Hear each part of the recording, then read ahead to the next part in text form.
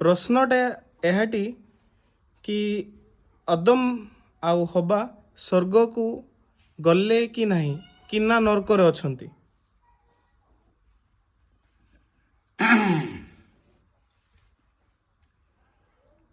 ଆମ୍ଭମାନଙ୍କର ପ୍ରେମମୟ ପ୍ରଭୁ ଯୀଶୁଙ୍କୁ ବିଶେଷ ବିଶେଷ ଧନ୍ୟବାଦ। କାରଣ ଆଜିର ବହୁତ ଉଚ୍ଚ ପ୍ରଶ୍ନଟିଏ ବାବୁ ଆପଣ କରିଛନ୍ତି। ଆପଣଙ୍କୁ ସୁଚାରୁ ରୂପେ ବୁଝାଇ ଦେବା ପାଇଁ ପ୍ରଭୁ ଯୀଶୁ ଖ୍ରୀଷ୍ଟ ମୋ ମୁଖ ଦେଇ କଥା କହିବେ। ଆଦମ ହବା ସ୍ୱର୍ଗକୁ ଗଲେ, ପରିତ୍ରାଣ ପାଇଲେ କି ନରକକୁ ଗଲେ? ଏହି କଥା ଆଜିକାଲିର ବାଇବଲ ପାଠ୍ୟକର୍ମକାରୀମାନେ ବୁଝିବାର ଆବଶ୍ୟକ। ଯାହା ଆପଣ ପଢ଼ିଥିଲେ ବୋଲି ଏ ବିଷୟକୁ ଜାଣିବା ପାଇଁ ଇଚ୍ଛା କଲେ। ଆଦମ ହବାକୁ ପରମେଶ୍ୱର ସୃଷ୍ଟି କରିବାର କାରଣ, ଆଦମ ହବାଙ୍କ ସୃଷ୍ଟି ପୂର୍ବରୁ ପରମେଶ୍ୱର ଜଗତକୁ ଏଡ଼େ ପ୍ରେମ କରି ସୃଷ୍ଟି କରିଛନ୍ତି। ଜଗତକୁ ଏଡ଼େ ପ୍ରେମ କରି ସୃଷ୍ଟି କଲେ। ଜଗତର ସୃଷ୍ଟିର ବିବରଣ ଆପଣ ଜାଣିପାରିବେ ଆଦି ପୁସ୍ତକ 1 ଅଧ୍ୟାୟର 1 ଠାରୁ ସବା ଶେଷ ପର୍ଯ୍ୟନ୍ତ, ଆଉ 2 ଅଧ୍ୟାୟର 2-3 ପଦରେ ଆପଣମାନେ ଜାଣିପାରିବେ ଯେ ପରମେଶ୍ୱର କେମିତି ପୃଥିବୀକୁ ସୃଷ୍ଟି କରିଛନ୍ତି। ସେ କେତେ ପ୍ରେମ ନ କଲେ ଏତେ ବଡ଼ ପୃଥିବୀରେ ଏତେ ଜୀବଜନ୍ତୁ ସରୀସୃପ ଆଦିଙ୍କୁ ମଣିଷମାନଙ୍କୁ ସୃଷ୍ଟି କରିଛନ୍ତି। ମଣିଷମାନଙ୍କୁ ଯେତେବେଳେ ସୃଷ୍ଟି କଲେ, ଷଷ୍ଠ ଦିନର କଥା ଆମେ ଦେଖିପାରୁଛୁ। ସବା ଶେଷରେ ପରମେଶ୍ୱର ମଣିଷମାନଙ୍କୁ ସୃଷ୍ଟି କରି ସମସ୍ତ ଜଗତର ଦାୟିତ୍ୱ ବା କର୍ତ୍ତୃତ୍ୱ ଭାର ଆଦମ ହବାକୁ ଦେଇଛନ୍ତି। ସେ କର୍ତ୍ତୃତ୍ୱ ଭାରକୁ ସେମାନେ ବୁଝିପାରୁନଥିଲେ ବା ଭାବିନଥିଲେ। ଆଉ ଦୁହେଁ ଭିନ୍ନ ଭିନ୍ନ ହେଇକରି ସେମାନେ ଯାତ୍ରା କରୁଥିଲେ। ଏକ ସାଙ୍ଗରେ ସେମାନେ ଯାତ୍ରା କରୁନଥିଲେ। କେତେବେଳେ ଆଦମ କୁଆଡ଼େ ଯାଉଥିଲେ, କେତେବେଳେ ହବା କୁଆଡ଼େ ଯାଉଥିଲେ। ଏମିତି ପରିସ୍ଥିତିରେ ହବା ଯାଇ ଶୈତାନ ସହିତ ସାକ୍ଷାତରେ କଥାବାର୍ତ୍ତା କରୁଥିଲେ। ସେତେବେଳେ ହବା ଆଦମକୁ ପୁରା ଛାଡ଼ି ଦେଇଥିଲେ। ସେହିପରି ଆଜି ମଧ୍ୟ ହବା ଆଦମଙ୍କ ପରି ଆମେ ପରମେଶ୍ୱରଙ୍କୁ ପ୍ରାୟ ଛାଡ଼ି ଦେଉଛୁ। ନିଜର ସ୍ୱାମୀକୁ ଛାଡ଼ୁଛୁ, ନିଜ ସ୍ତ୍ରୀକୁ ଛାଡ଼ୁଛୁ, ନିଜର ପରିତ୍ରାଣକର୍ତ୍ତା ପ୍ରଭୁ ଯୀଶୁଙ୍କୁ ଛାଡ଼ୁଛୁ। ଆଉ ସେମାନେ ଯେତେବେଳେ ପରମେଶ୍ୱରଙ୍କ ଠାରୁ ଲୁଚିକରି କାମ କରୁଥିଲେ, ଆଜି ମଧ୍ୟ ଆମେମାନେ ଲୁଚି ଲୁଚି କରି କାମ ଅନେକ କରୁଛୁ। ତଥାପି ପ୍ରଭୁ ଯୀଶୁ ଆଦମ ହବାକୁ ତାଙ୍କ ପାପ ଅନୁସାରେ ଦଣ୍ଡ ନ ଦେଇ କ୍ଷମା କରିଛନ୍ତି, ତାଙ୍କୁ ପରିତ୍ରାଣ କରିଛନ୍ତି, ତାଙ୍କୁ ଉଦ୍ଧାର କରିଛନ୍ତି। ନା କାହିଁକି?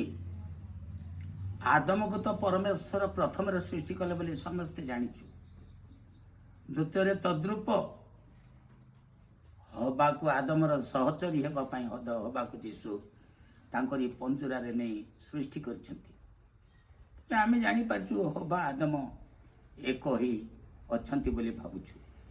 କିନ୍ତୁ ସେମାନଙ୍କ ପରସ୍ପର ମଧ୍ୟରେ ଦୁହେଁ ଏକା ଏକା ଗମନ କଲେ, ଭିନ୍ନ ଭିନ୍ନ ହୋଇ ଯାତ୍ରା କଲେ। ପରମେଶ୍ୱର ଦେଖୁଛନ୍ତି, ଜାଣୁଛନ୍ତି, ତଥାପି ସେ ଧୈର୍ଯ୍ୟ ଧରିଛନ୍ତି, ସାହସ ଧରିଛନ୍ତି।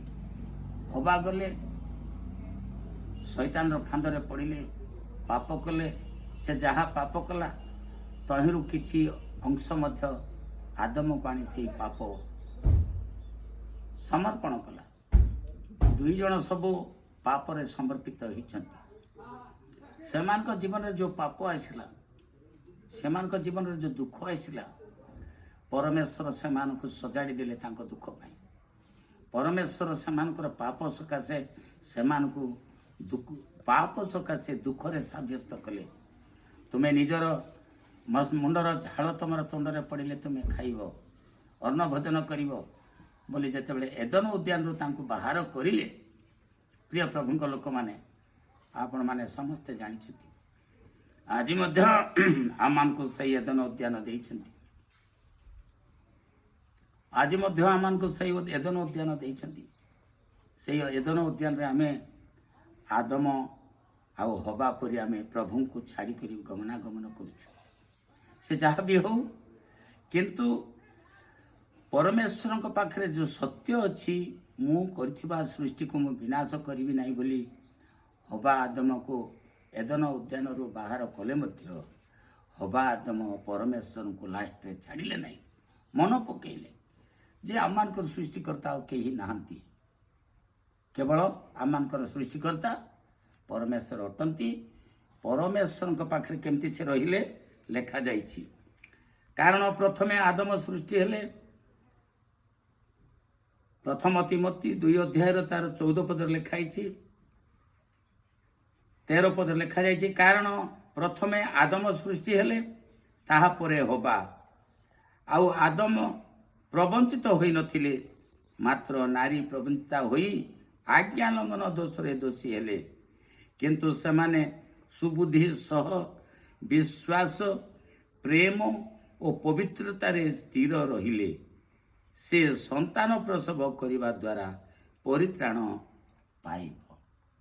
ତେବେ ଏମାନଙ୍କ ମଧ୍ୟରେ ଆମେ ଦେଖିପାରୁଛୁ ଯେ ଏମାନେ ପାପୀ ହେଲେ ମଧ୍ୟ ଈଶ୍ୱରଙ୍କ ଠାରେ ବିଶ୍ୱାସ କରିକିରି ଜୀବନ କାଟୁଥିଲେ।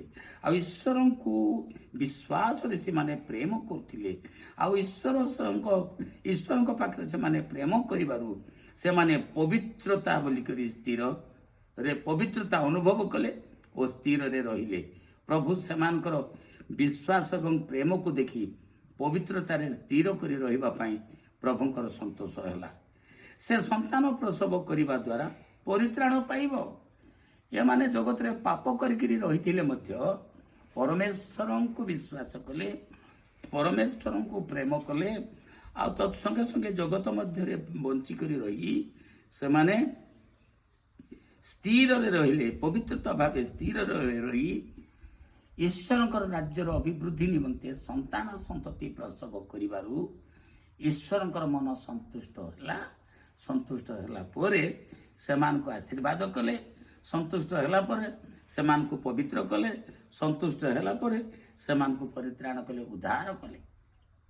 ତେଣୁ ଆଜି ଏହି ବାକ୍ୟ ଦ୍ୱାରା ଆମେ ଦେଖିପାରୁଛୁ ଯେ ପରମେଶ୍ୱର ଆଦମ ହବାକୁ ତାଙ୍କ ପାପ ଧରି ନାହାନ୍ତି। ତାଙ୍କ ପାପକୁ କ୍ଷମା କରି ସେ ପ୍ରତିଜ୍ଞା ସଦୃଶ୍ୟ ଆଜି ଜଗତର ପାପୀମାନଙ୍କୁ ଏହି ପ୍ରକାର ପରମେଶ୍ୱରଙ୍କୁ ଯେଉଁ ପାପୀ କି ପ୍ରେମ କରିବ, ବିଶ୍ୱାସ କରିବ, ପ୍ରେମ କରିବ, ଆଉ କ'ଣ କରିବ, ପ୍ରଭୁଙ୍କ ଠାରେ ଭୟଭକ୍ତି ରଖି ସୁବୁଦ୍ଧି ସହ, ବିଶ୍ୱାସ ସହ, ପ୍ରେମର ସହିତ, ପବିତ୍ରତାର ସହିତ ସ୍ଥିରରେ ରହିଲେ ପ୍ରତ୍ୟେକ ପ୍ରାଣୀ ପରମେଶ୍ୱରଙ୍କ ଠାରୁ କ୍ଷମା ପ୍ରାପ୍ତ ହେବ। ସେ ଆଦମ ହବାଙ୍କୁ ଯେପରି ପରିତ୍ରାଣ କଲେ, ଆଜି ଏହି ଜଗତର ମଣିଷମାନଙ୍କୁ ମଧ୍ୟ ପରିତ୍ରାଣ କରିବେ ହିଁ କରିବେ, ନିରାଟ ସତ୍ୟ ଅଟେ। ପ୍ରିୟ ପ୍ରଭୁଙ୍କର ସଦ୍ଭକ୍ତ ଭାଇ, କେବଳ ଏତିକି ଦ୍ୱାରା ଆପଣମାନେ ବିଶ୍ୱାସରେ ଦୃଢ଼ୀକରଣ ହୁଅନ୍ତୁ। ଯୀଶୁଙ୍କ ନାମରେ ଆପଣମାନଙ୍କ ପାଇଁ ଏହି ବାକ୍ୟ ଆସିଛି।